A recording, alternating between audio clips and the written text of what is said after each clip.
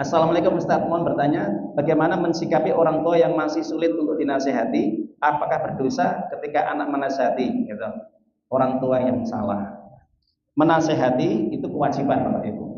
Dalilnya mana? Ad-dinu nasihat, ad-dinu nasihat, ad-dinu nasihat. Agama adalah nasihat, agama adalah nasihat. Sampai diulang 3 kali. Kepada siapa? Kepada umarok, para pemimpin, kepada orang-orang yang membutuhkan nasihat. Nah, itu. Nah, terkait dengan menasihati orang tua ini kan wajib Pak Bu, kalau memang orang tua salah. Tapi yang harus diperhatikan, meskipun nasihat adalah wajib, kalau bahasanya itu mendakwai orang tua adalah wajib, ya. Ketika orang tua ini tidak mengerti agama, maka nasihat itu yang paling diutamakan diperhatikan adalah dengan cara yang baik, dengan cara yang halus, dengan cara yang santun, ya. Merendah diri, tawadhu, tidak boleh dengan kata-kata yang menyakitkan, kata-kata yang kasar dan yang lainnya. Makanya Allah sampaikan di dalam Al-Qur'an, kalau kita buka surat Al-Isra, surat yang ke-17 ya, ayat yang ke-23 24, Allah mengatakan, "Fala taqul lahuma uffin wa la tanharhuma wa qul lahuma qaulan karima." Maka janganlah kamu mengatakan kepada kedua orang tuamu kata-kata kalau diperintahkan. Nah, maksudnya bantah ya. Ketika diperintah itu bantah. Diperintah selama tidak melanggar syariat Allah ya, atau yang diharamkan oleh Allah. Dan jangan kamu membentak keduanya. Ucapkanlah kepada keduanya dengan perkataan yang lemah lembut, yang baik.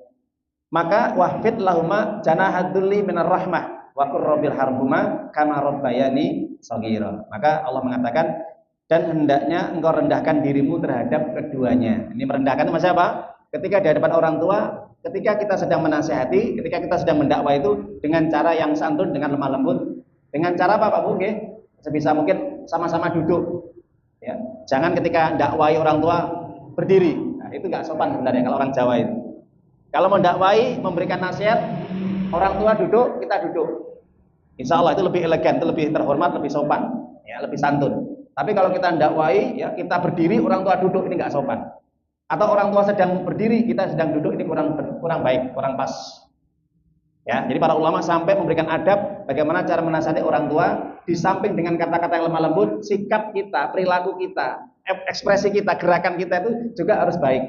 Ya, itu. Maka di sini merendahkan itu adanya apa?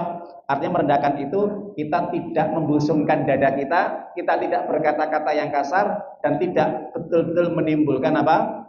Sesuatu yang membuat orang tua semakin benci kepada dakwah kita. Nah, itu. Jadi dakwah itu sedemikian baik itu kalau seandainya mudah dipahami dengan cara yang baik, dengan akhlak yang baik, dan tetap mendoakan orang tua supaya diberi hidayah. Kalau orang tua masih belum mau sholat, cukup didoakan supaya Allah memberikan apa? Hidayah petunjuk. Ya. Tapi kalau orang tua sudah sholat 5 waktu tidak menyekutukan Allah, maka didoakan secara doa yang lengkap. Ya Allah, rahmatilah dia, berilah ampunan dia, kasih sayang dia ya Allah, sebagaimana mereka memberikan kasih sayang kepadaku di waktu aku kecil. Itu kalau orang tuanya juga ibadah sholat, tapi kadang-kadang ada pelanggaran yang lain. Nah, itu.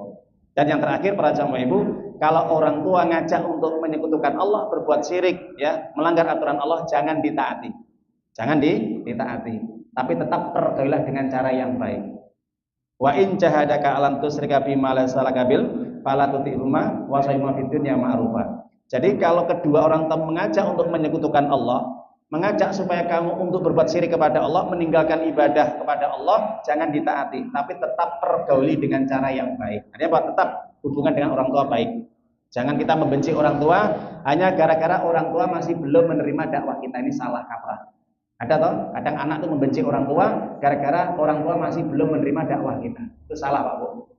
Karena Rasulullah tidak pernah memerintahkan kepada Ibunda Aisyah untuk membenci orang tuanya yang belum masuk Islam. Maka Ibunda Aisyah menyampaikan, "Ya Rasulullah, ibu saya sering berkunjung, kira-kira bagaimana sikap saya?" Sambut dia, hormati dia, perlakukan dengan baik. Nah, itu. Jelas ya? Jadi Islam itu mengajarkan bagaimana berakhlak yang baik, terutama kepada orang tua. Meskipun kadang-kadang orang tua itu tidak seakidah, tidak seiman dengan kita, maka urusan dunia tetap dengan cara yang baik, ma'ruf, ya, itu kata Allah. Semoga bermanfaat, mudah-mudahan ini bisa menambah ilmu kita.